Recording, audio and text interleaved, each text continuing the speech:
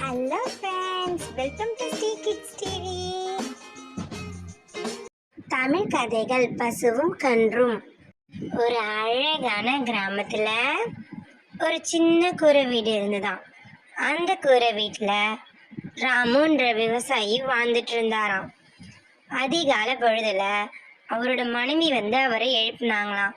அதுக்கப்புறம் அவர் எப்பயும் போல ஸ்ரீ கிருஷ்ணனை போய் வணங்க ஆரம்பிச்சாராம். கிருஷ்ணா, இன்னைக்கும் நான் காட்டுக்கு போறேன், இந்த நாளும் நல்ல நாளா அமைய நீங்க தான் துணை புரியணும் அப்படின்னு சொன்னாராம். அதுக்கப்புறம் தன்னோட தோட்டத்துக்கு போன ராமு தன்னோட மாடையும் அதோட கன்றுக்குட்டியையும் கூட்டிக்கிட்டு காட்டுக்குள்ள போனாராம். காட்டுல ஒரு இடத்துக்கு போய் அதை மேய வச்சுட்டு அவர் திரும்பி வீட்டுக்கு வந்து வயல் வேலையை பார்த்துட்டு இருந்தாராம். மாடுகள் பேச ஆரம்பிச்சுதான். இங்க பாத்தியா, நம்ம முதலாளி எவ்வளோ நல்லவர், நம்மளுக்கு நிறைய புல்கள் எங்க கிடைக்குமோ அங்க எடுத்து வந்து நம்ம கட்டி போடுறாரு பாத்தியா. இதை கேட்ட கன்றோம், ஆமாம்மா, இந்த புற்கள் ரொம்பவே நல்லா இருக்கு அப்படின்னு சொல்லிச்சான். அதுக்கப்புறம் சாயங்கால பொழுதுல மறுபடியும் ராமு வந்தாராம். மாடுகளை ஓட்டிக்கிட்டு அங்கிருந்து வீட்டுக்கு போக ஆரம்பிச்சாராம். வழக்கமா போயிட்டு இருக்க பாதையில போயிட்டு இருக்கும் போது திடீர்னு ஒரு புலி வந்துச்சான். புலியை பார்த்த ராமும் கன்றுக்குட்டியும் ஓடிட்டாங்களாம். பசுவை விரட்டின புலி கொஞ்ச தூரம் விரட்டினதுக்கு அப்புறம் பிடிச்சிருச்சான். உடனே பசு பேச ஆரம்பிச்சுதான். புலியே, என்னை தயவு செஞ்சு விட்டுடு, எனக்கு ஒரு கண்ணுக்குட்டி இருக்கு, அது 2 நாள் தான் ஆகுது அது பிறந்து அப்படின்னு சொல்லிச்சான். அதை கேட்ட புலியோ, நானே உணவு இல்லாம தவிச்சிட்டு இருக்கேன், உன்னையும் விட்டுட்டா நான் இறந்துடுவேனே, நான் என்ன பண்றது, என்னால உன்னை விட முடியாது அப்படின்னு சொல்லிச்சான். அதை கேட்ட பசுவோ, தயவு செஞ்சு இன்னைக்கு ஒரு நாள் மட்டும் என்னை விட்டுடு, நாளைக்கு நானே உன்னை தேடி வரேன் அப்படின்னு சொல்லிச்சான்.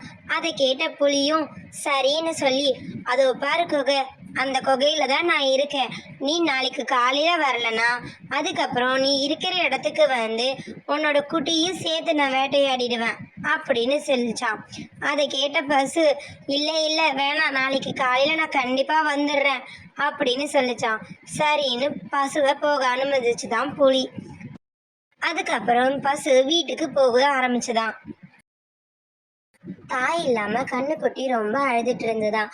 அந்த நேரம் அங்க பசு வரத்தை பார்த்த கண்ணுக்குட்டி ரொம்ப சந்தோஷமாகி பேச ஆரம்பிச்சுதான்.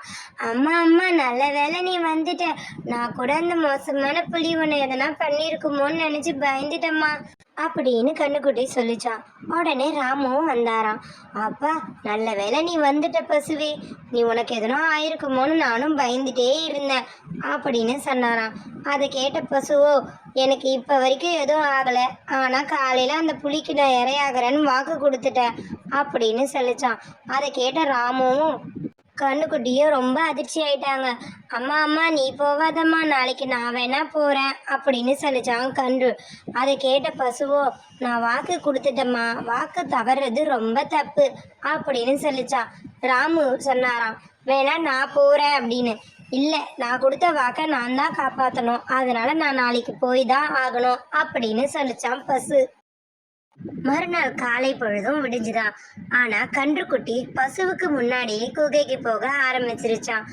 அம்மாக்கு பதிலா நான் போய் இறையாயிடுறேன், அப்பதான் அம்மா சந்தோஷமா வாழ்வாங்க அப்படின்னு சொல்லி புலிய பார்க்க போச்சான் கண்ணுக்குட்டி. கண்ணுக்குட்டியை பார்த்த புலியோ, என்ன நீ வந்திருக்க அப்படின்னு கேட்டுச்சான். அதை கேட்ட கன்றுக்குட்டியோ, நீங்க என்ன சாப்பிடுங்க, எங்க அம்மாவை விட்டுடுங்க, எங்க அம்மா ரொம்ப பாவம் அப்படின்னு சொல்லிச்சான். அதை கேட்ட புலியோ, என்ன இந்த பசு நம்மளை ஏமாத்திடுச்சு போலையே அப்படின்னு நினைச்சுக்கிடுச்சான். அப்புறம் கொஞ்ச நேரத்திலே ராமு அந்த குகைக்குள்ள வந்தாராம். ராமு கன்றுக்குட்டியை பார்த்துட்டு, கன்றுவே, நீ இங்க என்ன செய்யற, நான் பாத்துக்கிற புலியே, தயவு செஞ்சு பசுவையும் கன்றையும் விட்டுடு, என்ன வேணா உணவா எடுத்துக்கோ அப்படின்னு சொன்னாராம். பேசாம இந்த மனிதனே நம்ம கொண்டு சாப்பிட்டுடலாம், அப்பதான் நமக்கு ரொம்ப பெருமையா இருக்கும் அப்படின்னு புலி நினைச்சிட்டு இருக்கும் போதே பசுவும் அங்க வர ஆரம்பிச்சுதான். உள்ள வந்த பசு இவங்க 2 பேரையும் பார்த்துட்டு, நீங்க 2 பேரும் இங்க என்ன பண்றீங்க, நான் தான் புலிக்கு உணவாகணும்னு வாக்கு கொடுத்தேன், அப்ப என்ன சாப்பிட்றதுதான் சரியா இருக்கும், புலியே நீ இவங்க 2 பேரையும் விட்டுட்டு என்னையே சாப்பிட்டுடு அப்படின்னு சொல்லிச்சான். அதே சமயம் கன்றுவோ வேணாம் வேணாம் எங்க அம்மாவை விட்டுடுங்க என்ன சாப்பிடுங்க அப்படின்னு சொல்லிச்சான். ராமுவோ வேணாம்ப்பா என்ன சாப்பிடுப்பா அவங்க 2 பேரையும் விட்டுடு அப்படின்னு சொன்னாராம். பசுவோ நான் தானே உனக்கு வாக்கு கொடுத்தேன் என்னையே நீ சாப்பிடு அப்படின்னு சொல்லிச்சான். அதை கேட்ட புலிக்கு ரொம்ப தலசத்திலே வந்துடுச்சான். உடனே புலி நிறுத்துங்க, நான் என்ன பண்றதுன்னு எனக்கு தெரியும், நான் உங்க 3 பேரையுமே சாப்பிட போறேன் அப்படின்னு சொல்லி சத்தமா உருமிச்சான். அந்த சத்தத்தை நீ யாரையும் சாப்பிடாத அப்படின்னு ஒரு குரல் கேட்டுச்சான். உடனே அந்த இடத்துல கிருஷ்ண பரமாத்மா வந்தாராம். அவர் உடனே அவங்க 4 பேர் இருக்கிற இடத்துக்கு போனாராம். போயிட்டு புலி கிட்ட பேச ஆரம்பிச்சாராம். புலி கேட்டுச்சான் கிருஷ்ணர் கிட்ட, நான் ஏன் 4 பேரையும் சாப்பிடக்கூடாது அப்படின்னு.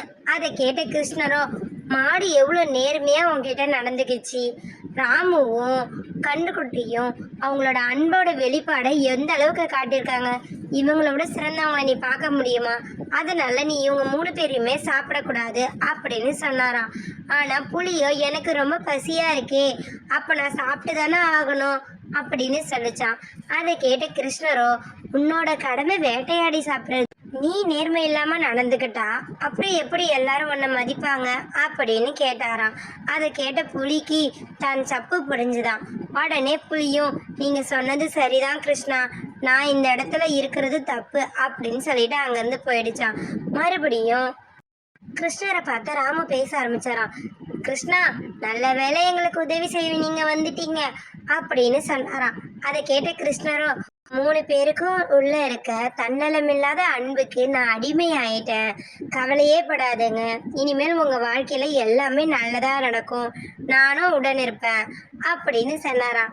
அதை கேட்ட ராமுவும் மாடுவும் கண்ணுவும் ரொம்ப சந்தோஷப்பட்டாங்களாம். அதுக்கப்புறம் நீங்க போகலாம் அப்படின்னு கிருஷ்ணர் சொன்னதும் அவங்க 3 பேரும் சந்தோஷமா மறுபடியும் கிராமத்து வீட்டுக்கே போயிட்டாங்களாம்.